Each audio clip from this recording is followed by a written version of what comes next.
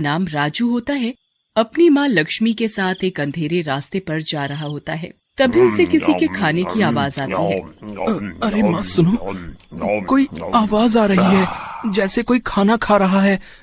लेकिन कौन है जो इतनी रात को खा रहा है? फिर राजू और लक्ष्मी आवाज की दिशा में बढ़ जाते हैं।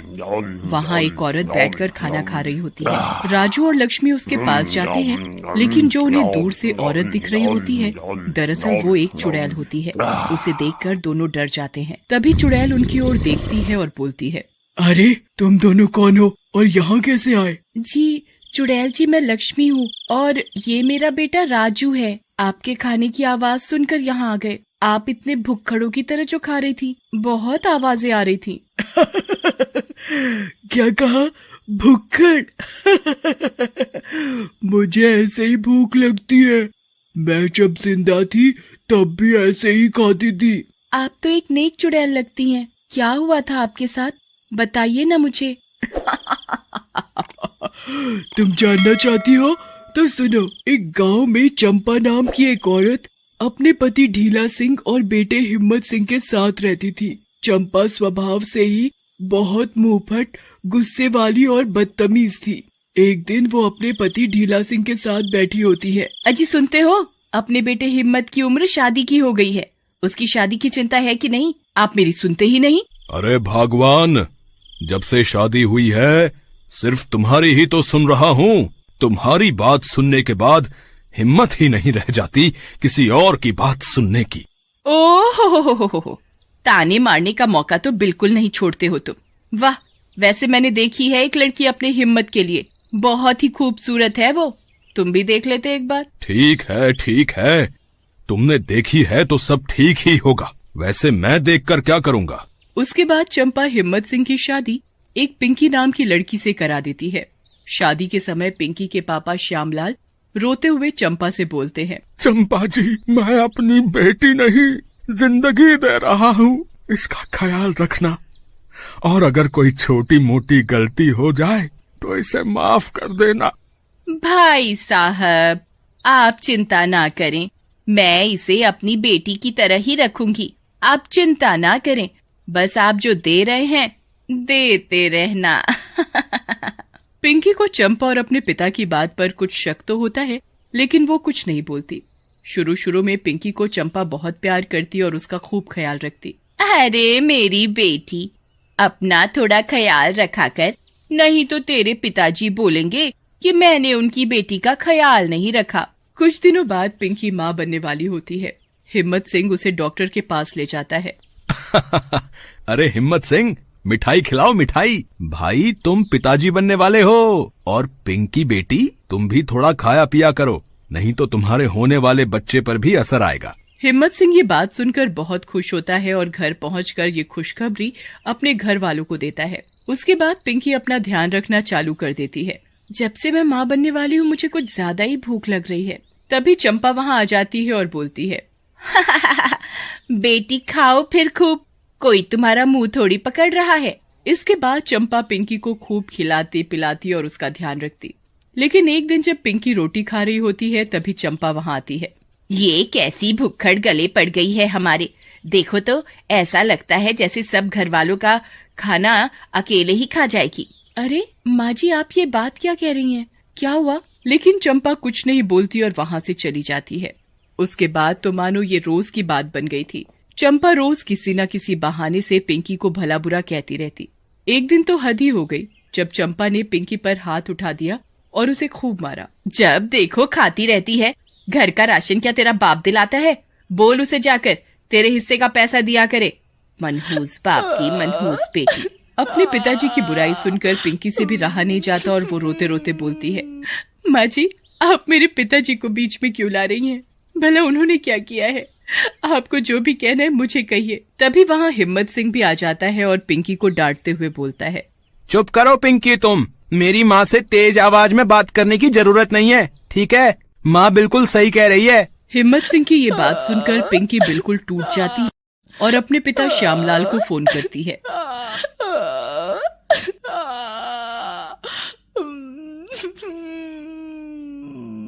पिताजी, मुझे यहाँ से अपने घर ले चलो। यहाँ पर सब बुरा भला कहते हैं और आपकी भी बेइज्जती करते हैं। रो मत बेटी, हौसला रख। वैसे भी शादी के बाद लड़की का घर उसका ससुराल ही होता है। तू हौसला रख, मैं कुछ करता हूँ। ऐसा कहकर श्यामलाल फोन काट देता है। तभी वहाँ चंपा आ जाती है। हो गई हमारी चुगली तेरे भिखारी बाप से। कुछ नहीं करेगा वो तेरी मदद के लिए। ऐसा कहकर चंपा वहाँ से चली जाती है। उसके बाद तो मानो ये रोज की बात ही हो जाती है। चंपा पिंकी को किसी न किसी बहाने मारती पीटती। उसके बाद धीरे धीरे चंपा ने पिंकी को खाना भी कम देना शुरू कर दिया।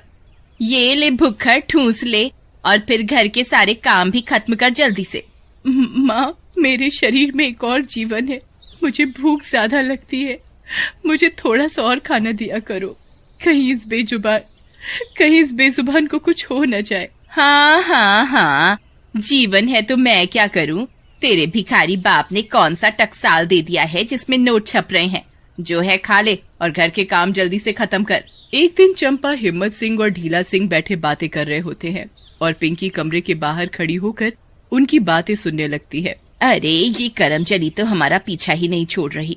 सोचा था कि भाग जाएगी तो अपनी हिम्मत की शादी किसी दूसरी लड़की से करा के कुछ पैसे कमा लेंगे। लेकिन भगवान, इसके बाप ने भी तो इतनी मोटी रकम दी है। तुम तो चुप ही करो। तुम्हारा बस चले तो जो है वो भी लुटा दो इस भुक्खड़ पर। शादी में दिया था, अब तो कुछ नहीं देता वो। सही कह रही हो माँ, मुझे तो ये पिंकी शुरू से ही पसंद नहीं थी, लेकिन आपके कहने पर मैंने इससे शादी कर ली। तू चिंता ना कर बेटा, बस एक मौका मिल जाने दे, तुझे भी इस पिंकी से आजाद करा दूंगी। तभी पिंकी वहाँ आ जाती है। मैं तो अब तक तुम लोगों को अपना मानकर इस घर में जी रही थी। मुझे लगता था कि मेरे अंदर ही कोई कमी है जिसके कारण तुम लोग मुझसे नाराज रहते हो, लेकिन मुझे नहीं पता था कि तुम लोग दहेज के लालची हो। मैं अभी पुलिस के पास जा रही हूँ और तुम सबकी शिकायत करूंगी। तभी चंपा उठती है और उसे जोर से थप्पड़ मारती है। पुलिस के पास तो तू तब जाएगी ना जब यहाँ से जिंदा बचेगी। हिम्मत, पकड़ इसको और बांध दे कुर्सी से। हिम्मत पिंकी को कुर्सी से बांध देता है। तभी ढीला सिंह अपने हाथ में पेट्रोल की बोतल लेकर आता है। ये देखकर पिंकी डर जाती है।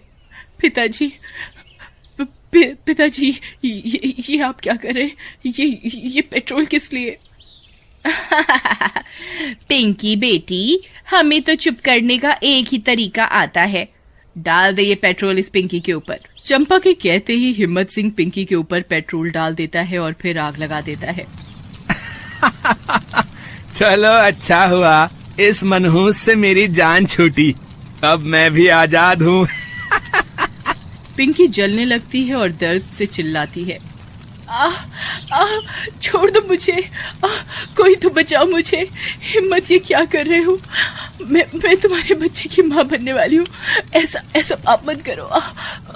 बचाओ माँ। कोई नहीं बचाएगा तुझे, कोई नहीं बचाएगा। अब तेरे साथ तेरी ये होने वाली निशानी भी खत्म हो जाएगी और मैं आजाद हो जाऊंगा। और फिर नया शिकार। उसके बाद वो सारे वहाँ से चले जाते हैं। वहीं पिंकी मरने के बाद चुड़ैल बन जाती है। इन दुष्टों ने मुझे मार डाला दहेज के लालच में।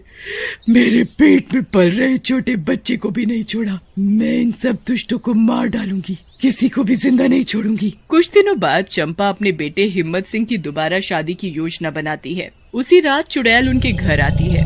चुड़ैल के घर में आते ही घर के सारे दरवाजे खिड़कियां अपने आप बंद हो जाते हैं। ये देखकर चंपा, हिम्मत सिंह और ढीला सिंह डर जाते हैं। अरे ये क्या हो रहा है? घर के सारे दरवाजे और खिड़कियां बंद क्यों हो रहे हैं? तभी चुड़ैल उनके सामने आ जाती है। दुष्टों, अब ये तुम्हारी मौत के बाद ही खुलेंगे। ऐसा कहकर चुड़ैल उन सबको आग लगा देती है। वो तीनों जलने लगते हैं और थोड़ी देर में जलकर राख हो जाते हैं। फिर चुड़ैल लक्ष्मी से कहती है, ये है मेरी कहानी। इस तरह से मैंने उन दुष्टों से अपनी और अपने बच्चे की मौत का बदला ले लिया। आज से जब भी भूख लगे आप मेरे घर खाना खाने आ जाना। ठीक है। और नीचे जो वो सब्सक्राइब का बटन है ना, उसको हिट करो, जल्दी से करो सब्सक्राइब।